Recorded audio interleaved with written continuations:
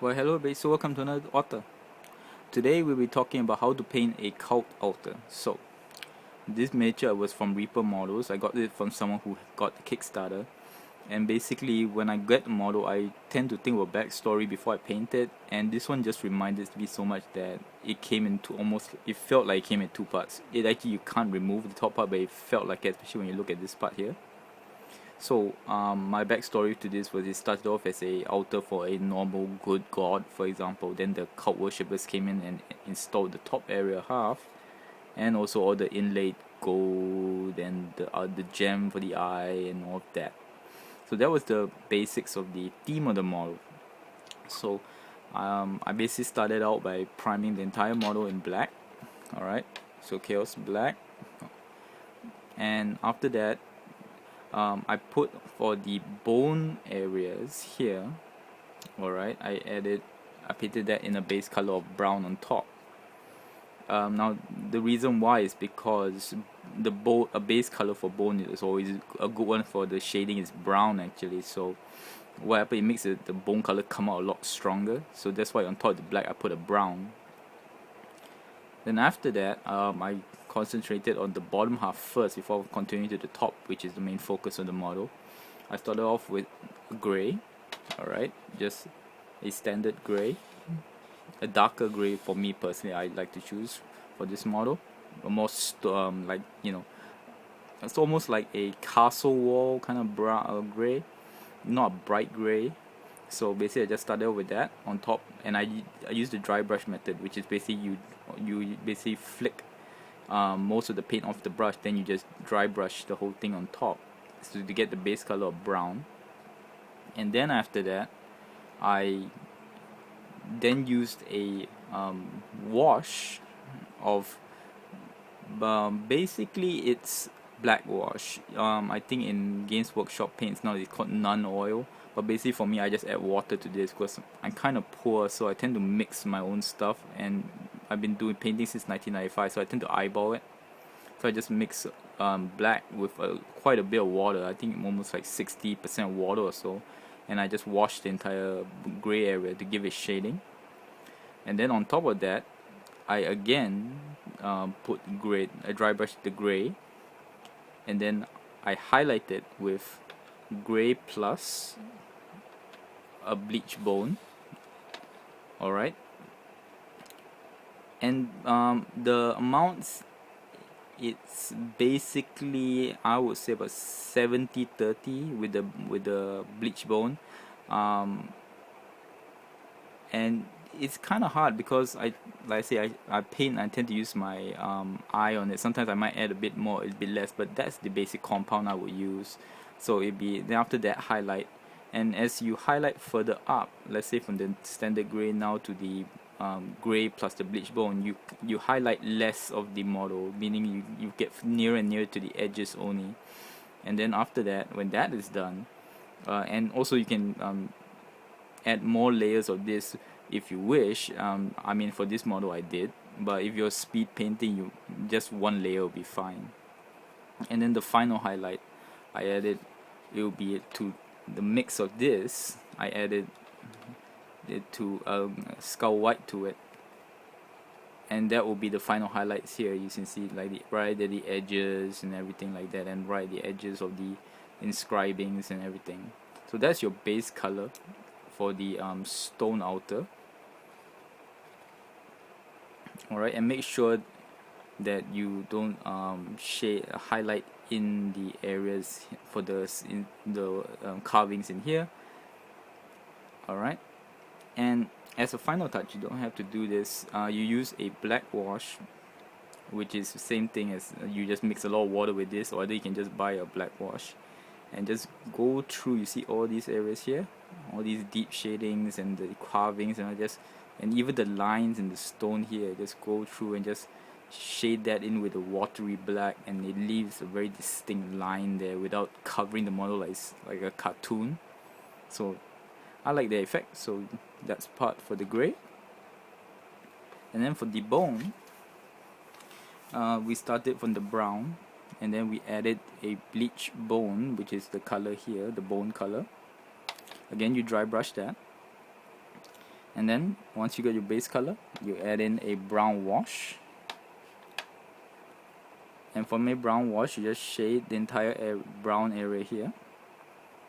Alright, and so on top of that, again you dry brush the bone color again, and this time you go the opposite way. You take bleach bone plus the gray I showed you, and then you dry brush on top of the bone color already, and then you add that mix, and then add a white to it, and that will give you the final highlight. Now again, in between you can add as many layers, just add a bit more white to the dry brushing and do it up. It depends on how, like I say, how far you want to go with it. So that's how you get this bone color here.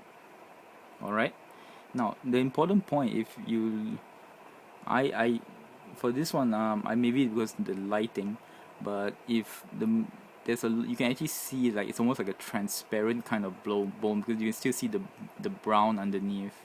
And so I use a lot of light dry brushing coats on this. Don't go heavy on it, because it make it easy to see the detail or the bone stuff on the miniature. As you can see, like in these areas, you can still see the brownish of the thing, because some of it look like it's crumbly, it's old, it's there's age to it, and you can see it right there. And then you see these very distinct brown, the cracks and all that. That's the same thing. And so you use the brown wash and you do the exact same thing. You have to go through each line. I said the good one is that I already have this one, so I just took it straight from there, the brown wash, and just go through the lines, making sure it's distinct but without flooding the areas around the sides. You see, I still kept within the line itself. You gotta use a thin brush for this and go through it one by one. It takes a while, but it's definitely worth the effect. So that's how you do the main model. So, and then now for the little details, like example the gold, again with gold, a good base color strangely is brown, because it gives it a nice bright bright effect for some reason. Basically I think it's because it's not black, so it doesn't dull. At the same time, it gives enough a good shading base. So I started with all the inside areas here, very carefully painting it brown. Alright, then after that we added a shining gold. Alright, so you add a gold to that, you dry brush that, and the important point is to dry brush it in. So use a very thin brush, and you don't water it down, and you just, in fact I didn't even use a dry brush. I just basically loaded like the tip of this brush really lightly, and then just painted the raised areas inside. Then on top of that, as a shade, I added a yellow wash, which I did not take with me here right now. So basically in all these areas I put the gold, I put a yellow wash.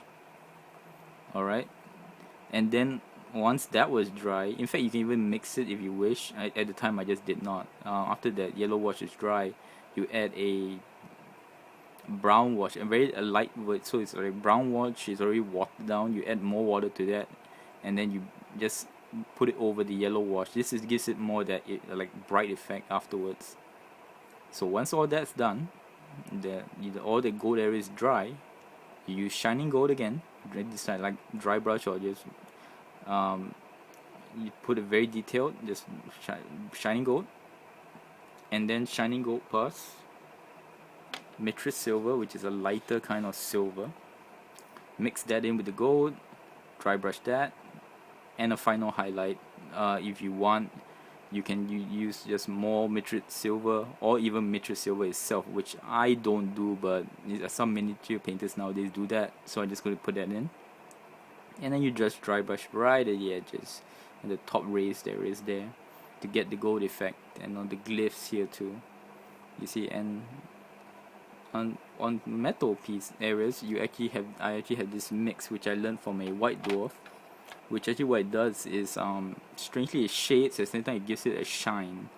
It's basically black wash plus blue wash, and that mix, right, 100% of that to water. So black wash and blue wash, mix that by 1 to 1, and then that total mix 1 to 1, and then you mix it all together, And then this is amazing because it has a strange effect of giving a very shiny look at the same time it shades. So that part over all the metal areas too. Alright, so, and that's how you get the gold areas. Now the rest is all pretty simple, like the eyes and all. You do like a red. Alright, for the base coat of the red, like especially like this one here, I use black. I went from black to a brown, then after that I painted a red, then a red wash, and then red plus yellow. Not, you don't highlight with that with white because you get pink, so you use red and yellow to get an orange, and then on top of that you use more yellow. Again, you could buy the paint itself orange, but I'm poor, so I tend to mix and eyeball it to get the final colors and highlights. And then you put a bit of dots of white on the eyes. Can't see because it's well, the camera, I guess. So then after you do highlight eyes again, I'll put links to pictures below. So that's done. And the last one is of course the little green areas here down there, the exact same thing, except we start with a jade green and then we go with a green wash, and of course after that we mix that with a scorpion green, a very bright one, and then we add white dots in there to give it a look like there's some demon inside those gems. Alright, so that's basically how you do the model, how you paint this cult altar basically. As you can see, it's a lot of paints already without, and do remember I do a lot of mixing, so you can imagine just for one miniature how many paints it takes just to do one. And if you feel that you want a more organic feel to the bone, and when I say organic, maybe it's more lively, you know, more, how you say, still alive kind of thing. Maybe instead of a brown wash you use a flesh wash, because they tend to be a bit more, how do you say, it's a bit more how you say, a lively brown, should we say. So I mean, that's just something I would thought about, but personally for me I like the bone color like that, where it's already removed and it's dead for a long time. So there you go, that's how you paint a cult altar. Thank you very much, till next word.